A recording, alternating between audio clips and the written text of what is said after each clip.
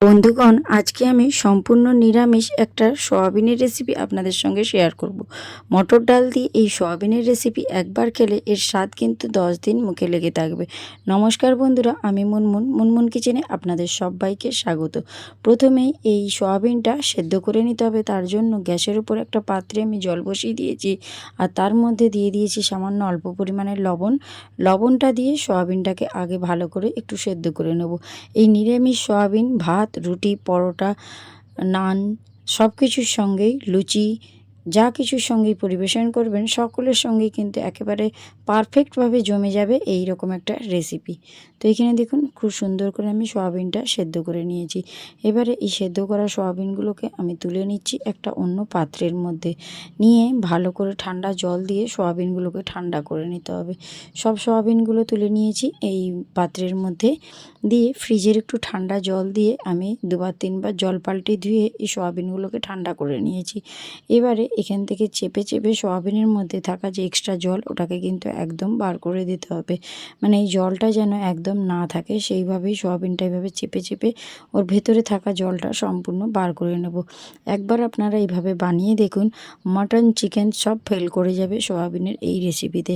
তো এই রেসিপিটা নিরামিষভাবে তৈরি হচ্ছে বলে আপনারা ভাববেন না, কিন্তু এর স্বাদ এতই সুন্দর যে আপনারা যে কোনো আঁশমিশির রান্না ফেলে দিয়ে এইভাবেই কিন্তু খেতে চাইবেন। মাছ মাংস একদম খেতে পছন্দ করবেন না যদি এই রেসিপিটা একবার খান। তো এখানে দেখুন রেসিপিটা তৈরি করার জন্য মটর ডাল আগে থেকেই ভিজিয়ে নিয়েছিলাম, আর সেই মটর ডালটাকে ধুয়ে ভালো করে আমি একটা পাত্রের মধ্যে নিয়েছি।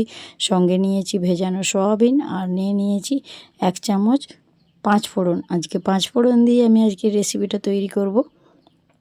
তো চলুন বন্ধুরা, গ্যাসের উপর একটা কড়াই বসিয়ে দিয়ে তার মধ্যে একটু 5 ফোড়নটা দিয়ে দিলাম। মানে 1 চামচ 5 ফোড়ন নিয়েছিলাম। এর 5 ফোড়নের ফ্লেভারটা ভীষণ সুন্দর আসে। আপনারা একবার এইভাবে রান্নাটা করে দেখবেন, তারপর আমাকে কমেন্ট বক্সে কমেন্ট করবেন।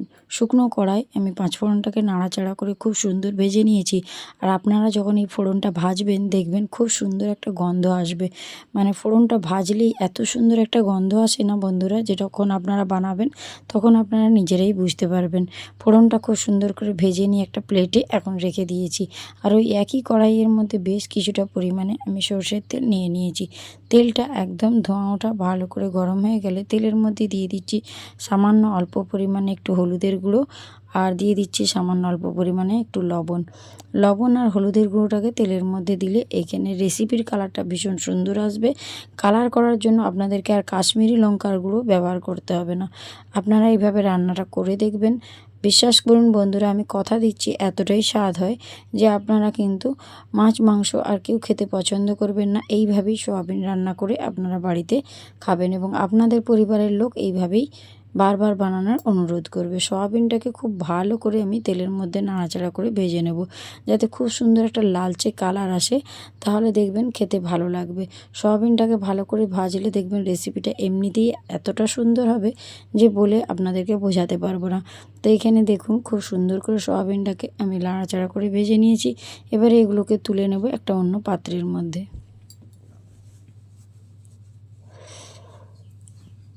তো এই পর্যায়ে দেখুন সয়াবিনটা খুব সুন্দর ভাজা হয়ে গিয়েছে। এখন আমি এটাকে তুলে নিচ্ছি একটা অন্য পাত্রের মধ্যে। দেখুন সয়াবিনটা ভাজা হতে কি সুন্দর একটা গায়ে কালার এসেছে। তো এখানে গ্যাসের উপর আমি একটা প্রেসার কুকার বসিয়ে তার মধ্যে অল্প জল দিয়ে দিয়েছিলাম। আর এই যে মটর ডালগুলো আমি রেখেছিলাম, সেই মটর ডালগুলোকে এখন একটু সেদ্ধ করে নেব। মানে একটা সিটি দিলেই কিন্তু ডালটা খুব সুন্দর সেদ্ধ হয়ে যাবে। এখানে ডালটা একদম বেশি সেদ্ধ করা যাবে না, তার জন্যে আমি আপনাদেরকে একটাই সিটি দেওয়ার কথা বলে দিলাম। তো এবারে এর মধ্যে একটু লবণ, একটু অল্প হলুদের গুঁড়ো দিয়ে ভালো করে মিশিয়ে নিয়ে একটা সিটি শুধু দিয়ে দেবেন, যেন ডালটা গোটা গোটা থাকে অথচ সুসেদ্ধ হয়। সেইভাবেই করবেন, নাচে ডালটা কিন্তু একেবারে গলে যাবে, তখন খেতে ভালো লাগবে না। তো ওটা সেদ্ধ হতে হতে এখানে আমি যে ফোড়নটা ভেজে রেখেছিলাম সেটাকে একটা হামানদিস্তার মধ্যে নিয়ে খুব সুন্দর করে গুঁড়ো করে নেব। মানে গুঁড়োটা ঠিক কীরকম পর্যায়ে হবে আপনারা দেখলে বুঝতে পারবেন। একদম ডাস্ট গুঁড়ো করবেন না, একটু গোটা গোটা দানা দানা থাকবে, সেইভাবেই গুঁড়ো করতে হবে। দেখুন আপনাদেরকে আমি দেখিয়ে দিচ্ছি। আমি কিন্তু একদম গুঁড়ো করিনি, মানে একটু গোটা গোটা আছে সেইভাবেই গুঁড়ো করেছি। আর ততক্ষণে ওটা সিটি আস্তে আস্তে আমি কিন্তু এখানে মশলাটাও করে নিচ্ছি। একটা বড় টমেটো নিয়েছি, অল্প আদা, দুটো কাঁচা লঙ্কা, একটু জল দিয়ে খুব সুন্দর করে আমি এই মশলাটাও বেটে নিচ্ছি। ঘরোয়া উপকরণ দিয়ে তৈরি হলে কী হবে বন্ধুরা, এর স্বাদ কিন্তু অসাধারণ।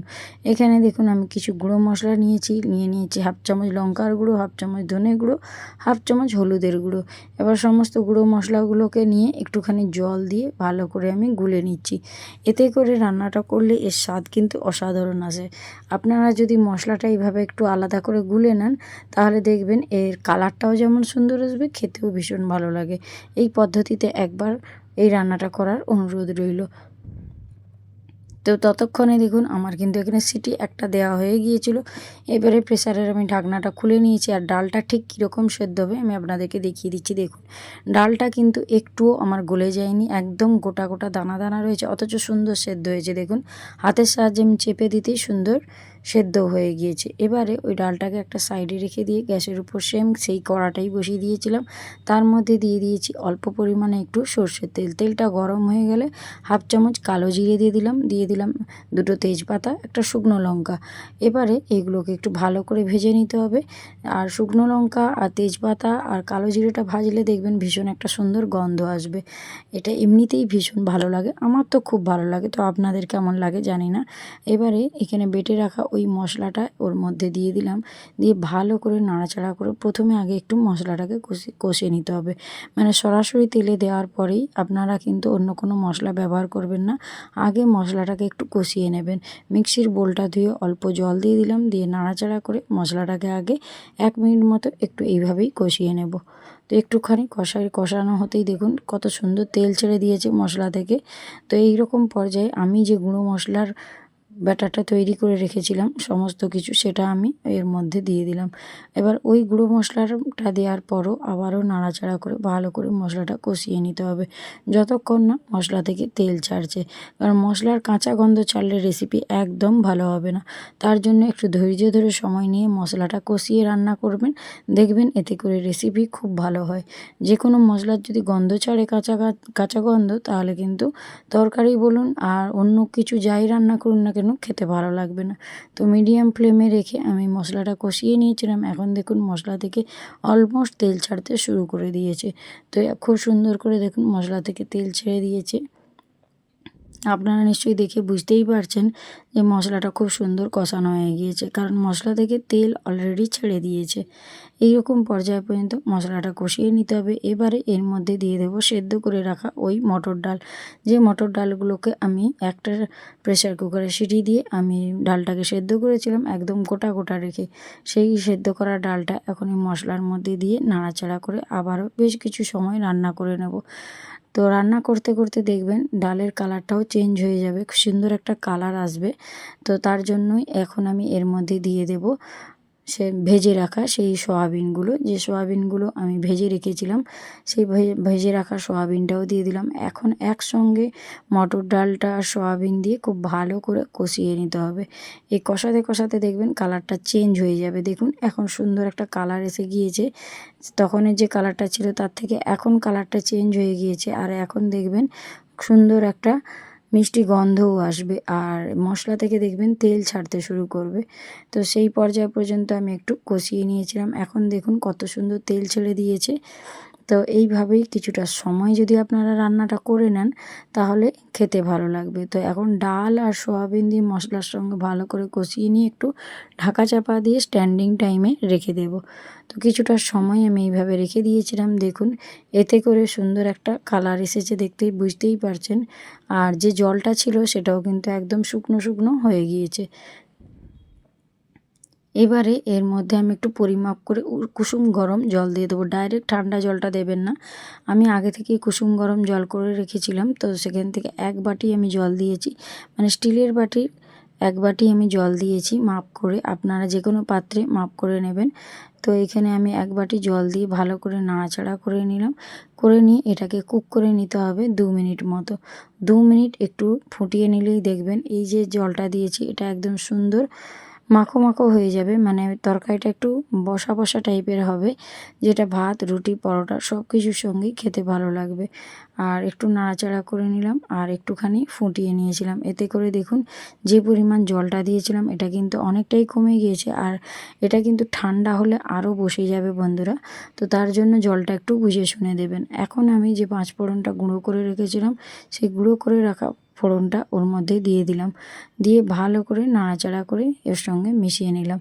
এই ফোড়নটা দেওয়ার সাথে সাথে এত সুন্দর একটা গন্ধ আসবে, যখন আপনারা রান্নাটা করবেন তখন আপনারা নিজেরাই বুঝতে পারবেন। আর এখন এর মধ্যে দিয়ে দেবো হাফ চামচ মতো একটু চিনি, এটা স্বাদের ব্যালেন্স করবে আর কিচ্ছু নয়। যদি আপনাদের অপছন্দ থাকে তাহলে নাও দিতে পারেন। আর একটু লবণ লাগতো, তার জন্য একটুখানি লবণও আমি দিয়ে দিলাম। এবারে ভালো করে নাড়াচাড়া করে নিলাম, চিনি আর লবণটা দিয়ে একটুখানি ফুটিয়ে নেব। তারপর আমি গ্যাসের ফ্লেমটা টোটালি বন্ধ করে দেবো। তো এই পর্যায়ে দেখুন কিছুটা সময় আমি রান্না করেছিলাম আর গ্যাসের ফ্লেমটা এই পর্যায়ে বন্ধ করে দিয়েছি। দিয়ে সবার শেষে আমি দিয়ে দিলাম গাওয়া ঘি 1 চামচ। অবশ্যই ঘিটা দেবেন, ঘিটা স্কিপ করবেন না। যে কোনো নিরামিষ রান্নাতে ঘি, গরম মশলা পড়লে এর স্বাদ কিন্তু একদম অন্যরকম হয়। একটু ঘি দিয়ে আমি স্ট্যান্ডিং টাইমে 2 মিনিট রেখে দেবো, তারপরে আমি আপনাদের কাছে ফিরে আসছি। দেখুন কালারটা কত সুন্দর হয়েছে বন্ধুরা। তো মটর ডাল দিয়ে আজকে সয়াবিনের এই নিরামিষ রান্না কেমন লাগলো জানাতে একদম ভুলবেন না। আর আপনারা আগে রেসিপিটা বানাবেন, তারপর কমেন্ট বক্সে কমেন্ট করবেন।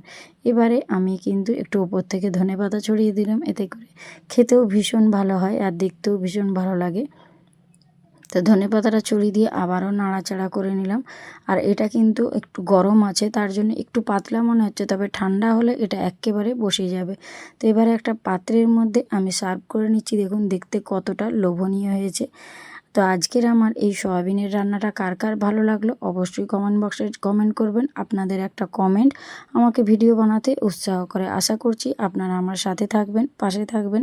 তো আজকের মতো আমি রেসিপিটা এখানেই শেষ করব। তো তার আগে আমি একটু তুলে আপনাদেরকে দেখিয়ে দিচ্ছি, দেখুন দেখতে কতটা লোভনীয় হয়েছে। তো আজকের মতো আসি বন্ধুরা, টাটা, বাই বাই। তো আপনাদের কেমন লাগলো অবশ্যই জানাবেন, আর আপনাদের কমেন্টের উত্তরের অপেক্ষায় আমি থাকব। তো আজ আসি, টাটা, বাই বাই।